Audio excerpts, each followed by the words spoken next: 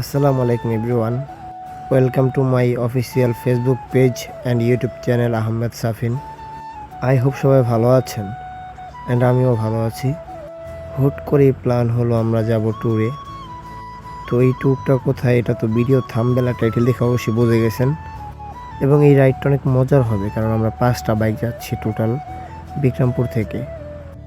আর যারা আমরা যাচ্ছি একসাথে এবার ট্যুরে সবাই আমরা কাছের ক্লোজ। আমার মামাতো ভাই কাজিন নিয়ে যাচ্ছি, তো মজা তো হবেই।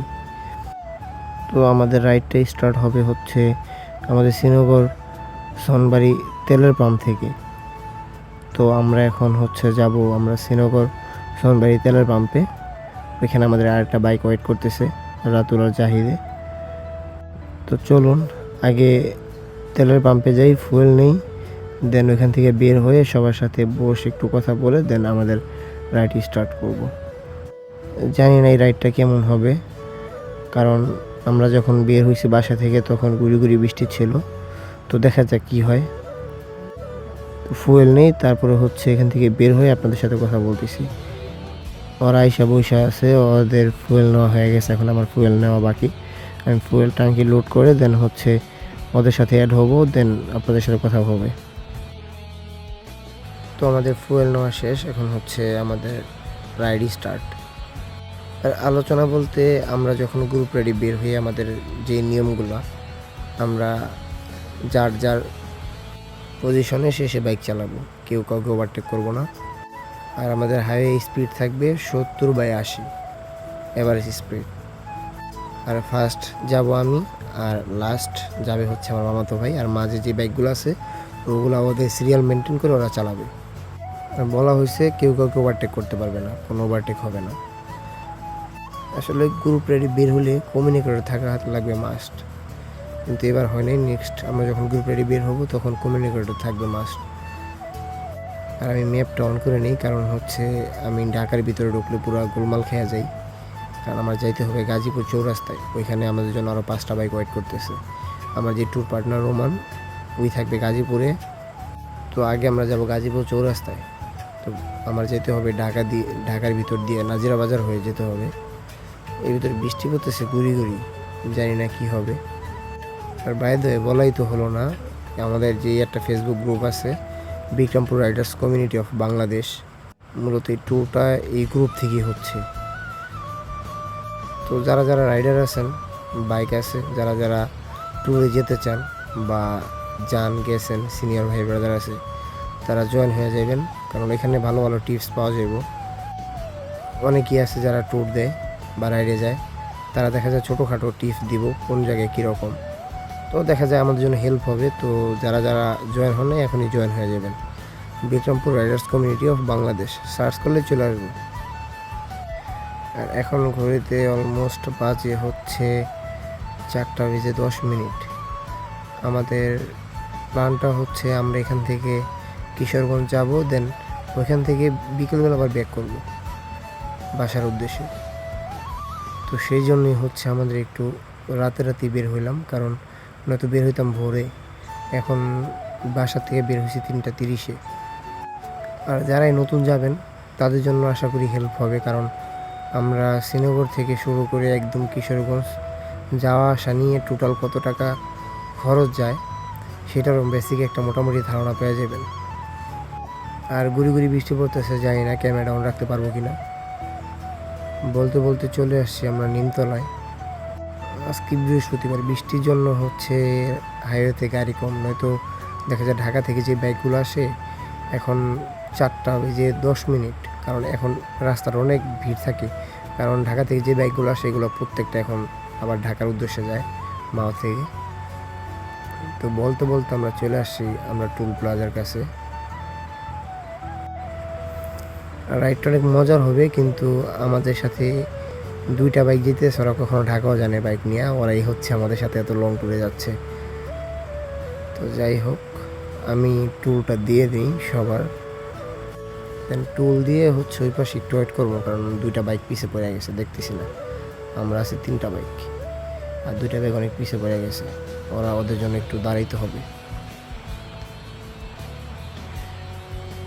তো আমার টুল দেওয়া শেষ, এখন হচ্ছে ওদের জন্য একটু দাঁড়াইতে হবে, কারণ ওরা অনেক পিছিয়ে পড়ে গেছে। আর যারা এই 4B বাইক চালান বা 4B বাইক ইউজার আছেন, তারা মাইলেজ কত পাচ্ছেন অবশ্যই কমেন্ট করে জানাবেন।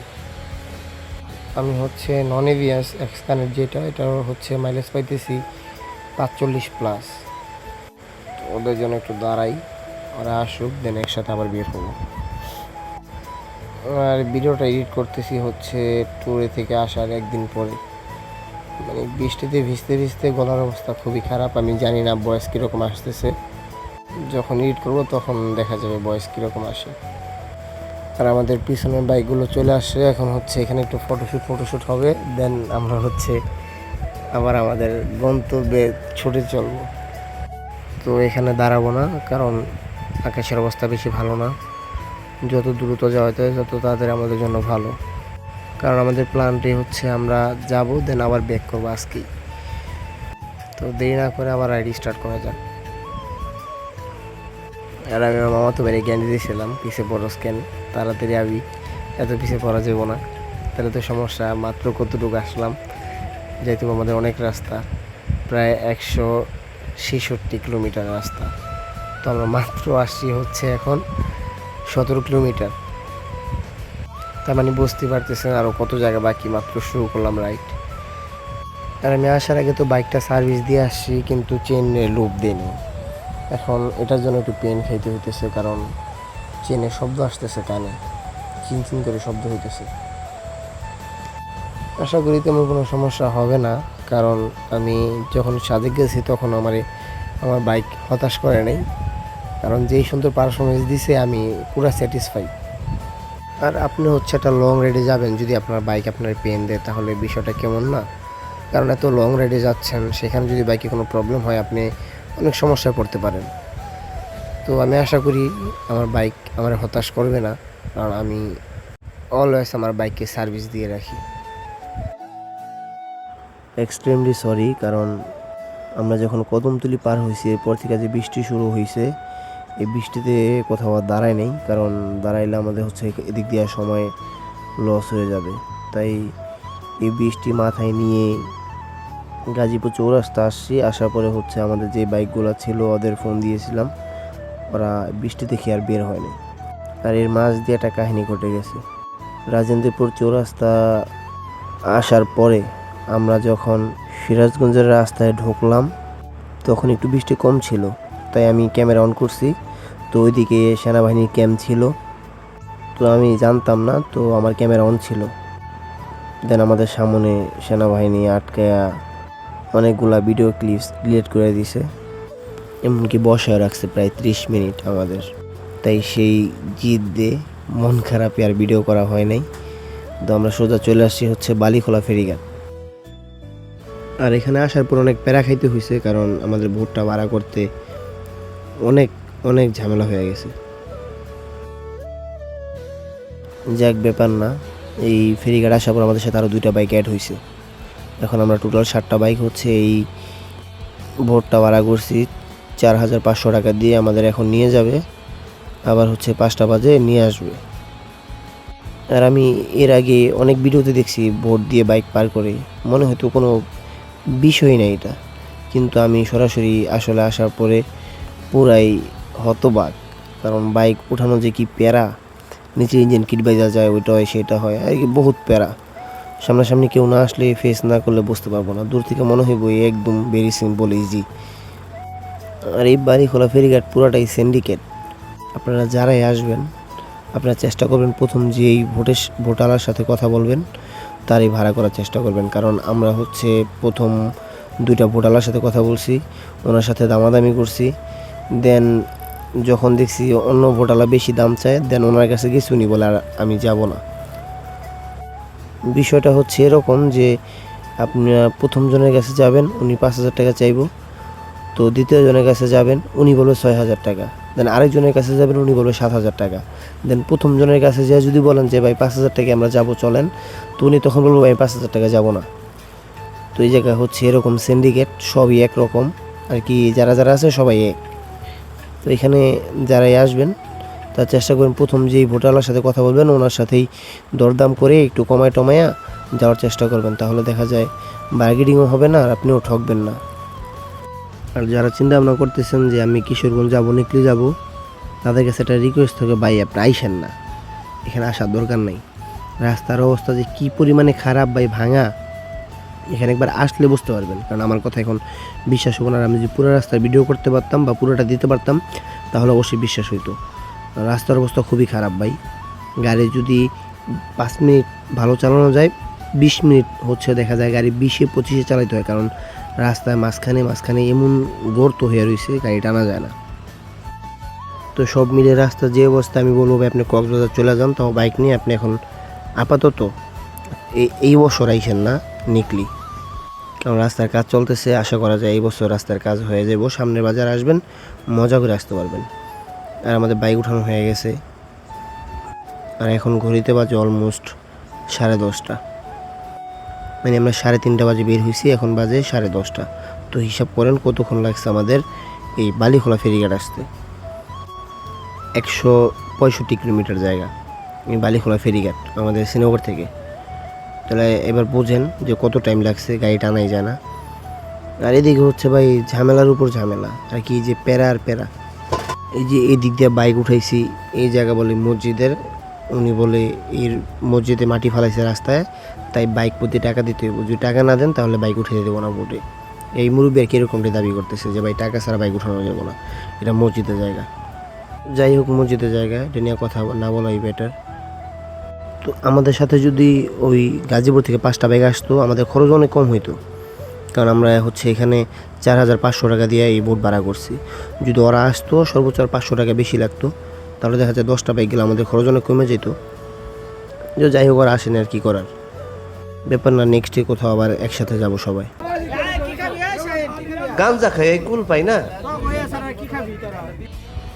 আর এদিকে আস্তে আস্তে একজন ক্লান্ত হয়ে গেছে পুরা, কারণ কালকে সারাত কাউরে ঘুমাইতে দিইনি আমি। দ্বিতীয়ত রাস্তার অবস্থা খুবই খারাপ, এই কারণে হচ্ছে সবাই ক্লান্ত হয়ে গেছে। আর এদিকে আমি বলছি ছোটো করে একটা ভিডিও নিমু, এখন ভিডিও কীভাবে নেবো চিন্তায় পড়ে গেছি, কারণ ক্যামেরা পড়ে যাওয়ার সম্ভাবনা আছে। তাই ইঞ্জিনিয়ার হচ্ছে আমার পুরা হেলমেটটাই বাইরে রাখতেছে যাতে পড়ে না যায়, পড়ে গেলে দড়িটা ধরতে পারি। তো ওর হচ্ছে বাদছে, কিন্তু ফেরে মাইসা পড়ছে রশিটা, তাই আমি আবার একটু ঠিক করে দিতে আসলাম।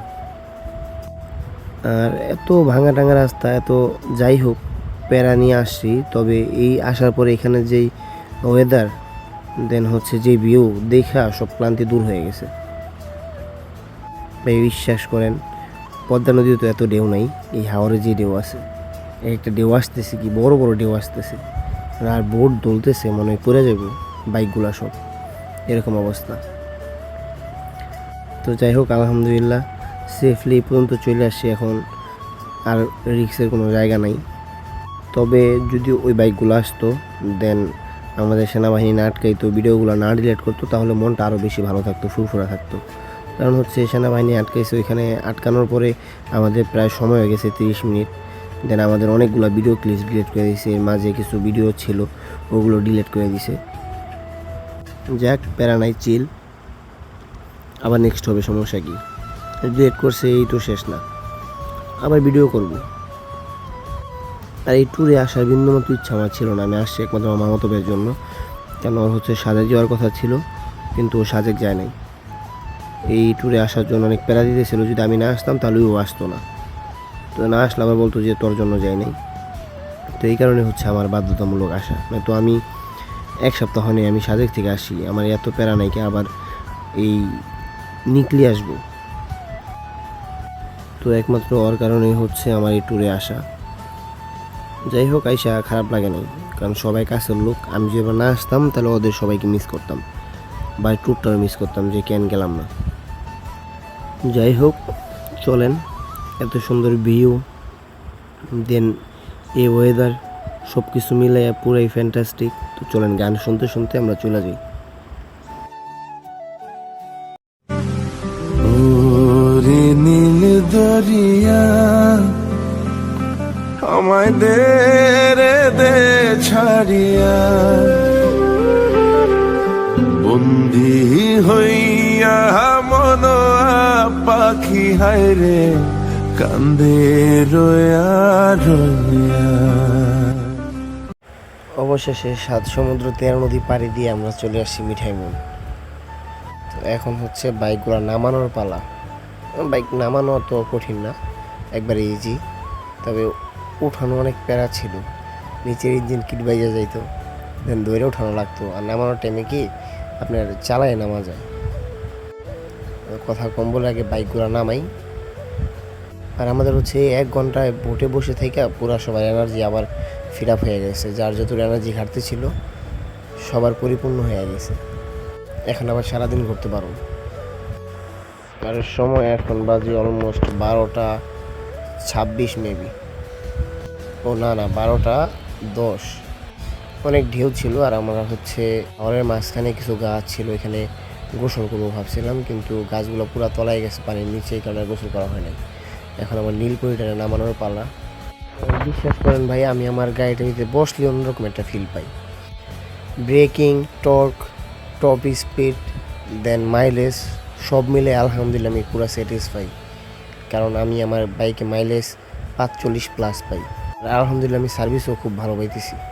তো চলে আসছি সেই জল্পনা কল্পনা রাস্তা, যে রাস্তা দেখে দেখে ভিডিও দেখে দেখে আমরা চলে আসছি এখানে রাস্তার টানে ভিউ দেখতে, সৌন্দর্য দেখতে। আর আসলে এক এক জায়গার সৌন্দর্য এক এক রকম। যেমন কক্সবাজারে গেলে সমুদ্রের যেই সৌন্দর্যটা উপভোগ করা যায়, যেমন পাহাড়ে গেলে, বান্দরবন গেলে, সাজেক গেলে যেমন পাহাড়ের বিশালতা উপভোগ করা যায়, সেম সেরকমই এখানে আসলে দেখা যায় হাওরের যেই ভিউ, দেন পানি, এইসব কিছু মিলে এগুলো উপভোগ করা যায়। আর এতক্ষণ যাই আসছি না কেন, এখানে আসার পরে হচ্ছে মন পুরাই ভালো হয়ে গেছে। যে সুন্দর ভিউ দেখলে মন শান্তি হয়ে যায়। আর আমরা হচ্ছে আগে যাব হচ্ছে অষ্টগ্রাম, দেন অষ্টগ্রাম থেকে আইসা যাব ইটনা। আর এই পানি দেখে আমার মনে যেতেছে আমি এখনই সাঁতার কাটি, কিন্তু প্রচুর ঢেউ। এই পানিতে ভুল করে আমি নামবো না, কারণ আমার পানি দেখি ভয় লাগতেছে। জেগে দিকে তাকাই শুধু ধুধু পানি, আর কিছু দেখা যায় না। আর আমাদের সাথে যে 2টা বাইক আসছে, ওই ভাইগুলো আমাদের মোটামুটি ভালো হেল্প করছে, কারণ ওনারা এর আগেও আসছে এই রাস্তায়, ওনারা মোটামুটি সবই চিনে। তো আসার পরে হচ্ছে ওনারাই আমাদের গাইডের মতো হচ্ছে ঘুরাইতেছে। কারণ আমাদের রাষ্ট্রপতির বাসা দেখাইলো, দেন এখনও আমাদের ঘুরে ঘুরে দেখাইতেছে যে আপনারা কোন দিক গেলে কী দেখতে পারবেন, কোন দিকে কী আছে, কোন দিকে সুন্দর বেশি। এই সব মিলিয়ে ভাইদের অসংখ্য ধন্যবাদ। আমরা শুক্রবার আসছি, তো মোটামুটি গাড়ি অনেক বেশি রাস্তাতে। শুক্রবার ছাড়া আসলে মনে হয় আর একটু বেশি ভালো হইতো, কারণ গাড়ি ঘোড়া কম থাকতো, ওগুলো দেখলেও আরও বেশি ভালো লাগতো। কারণ আজকে গাড়ি অনেক বেশি। তো আমরা আগে অষ্টগ্রামের দিকে যাই, দেন হচ্ছে ওইখান থেকে আইসা হচ্ছে যাবো ইটনা। আর এই হচ্ছে সেই ভাই, ওনারা আসছে 2টা বাইক, কিন্তু এই ভাই অনেক হেল্পফুল, অনেক ভালো মনের মানুষ। উনি সব কিছু বোঝায় বললো। সবারই মতামত যে আগে অষ্টগ্রাম যাবো, অষ্টগ্রাম থেকে আইসা দেন হচ্ছে লাঞ্চ করব, লাঞ্চ শেষ হইলে দেন যাবো আমরা ইটনা। আর এই টি-শার্টগুলো হচ্ছে আমাদের গ্রুপেরই, Bikrampur riders community of Bangladesh. সময় পেয়নি, তাই হচ্ছে আর ভালোভাবে কিছু করতে পারি না, হুট করে এগুলোই নিয়ে আসছি। আর ভাইকে বললাম ভাই অসংখ্য ধন্যবাদ, আর আপনার সাথে দেখা হবে আমাদের হচ্ছে 4:30-এ, কারণ আমরা 5টা বাজে বোট ছেড়ে যাবো এখান থেকে। ভাইয়েরা 4:30-এ হচ্ছে বোটের কাছে চলে যাব। ভাইয়ের সাথে আপাতত বিদায় হলো, দেন চলেন সেই জল্পনা কল্পনা রাস্তায় চলে যাই, যে আলপনা করা রাস্তা দেখে আমরা এখানে এত দূর ছুটে আসছি। আর হ্যাঁ, এই ট্যুরে খরচ কেমন গেল সেটাও তো বলা দরকার, কারণ ভিডিও অনেক বড় হয়ে যেতেছে। এত বড় ভিডিও দিলে আবার আপনারা দেখবেন না। আমি শ্রীনগর সোনবাড়ি তেলের পাম্প থেকে ফুয়েল নিয়েছিলাম 1000 টাকা। দেন ভোট ভাড়া পার বাইক পড়ছে খরচ 650 টাকা। তো সকালের নাস্তা আর হচ্ছে লাঞ্চ, দেন চার ব্রেক সব কিছু মিলে আরও 1000 টাকা গেছে। তো এই টোটাল 2600 টাকা গেছে আমার খরচ, আর কি পার বাইক খরচ গেছে 2600 টাকা। তো 2600 টাকায় আমরা চলে আসছি বিক্রমপুর টু মিঠাইমুন অষ্টগ্রাম 2600 টাকায়। আর হ্যাঁ, এই 2600 টাকা কিন্তু আমাদের আপ ডাউনে খরচ গেছে। আমরা বিক্রমপুর থেকে মিঠাইমুনে আসছি, মিঠাইমুন থেকে আবার বিক্রমপুরে চলে গেছি 2600 টাকায়। তো তো চলুন কথা না বলে আমরা উপভোগ করি একটা গানের সাথে ভিউটা।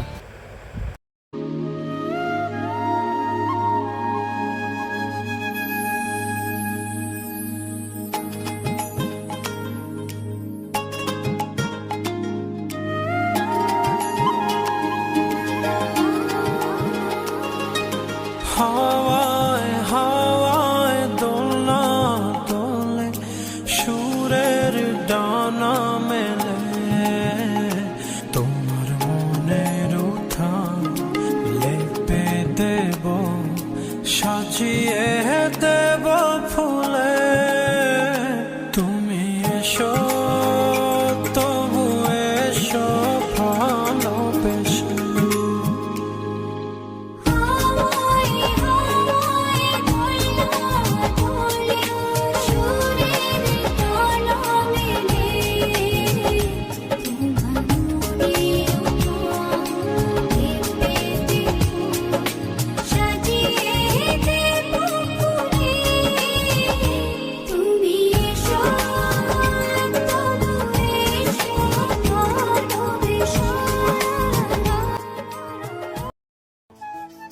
ভিডিওটা কার কাছে কেমন লাগছে জানি না, যদি কোথাও ভুল টুল হয় সবাই ক্ষমা দৃষ্টিতে দেখবেন, কারণ আমি নতুন নতুন ভিডিও করতেছি, জানি না কার কাছে কেমন লাগবে।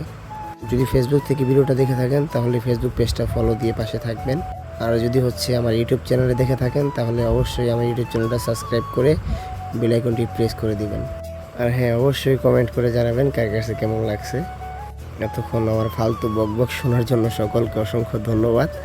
দেখা হচ্ছে পরবর্তী কোনো ভিডিওতে। সেই পর্যন্ত সবাই সুস্থ থাকুন, ভালো থাকুন। আল্লাহ হাফেজ।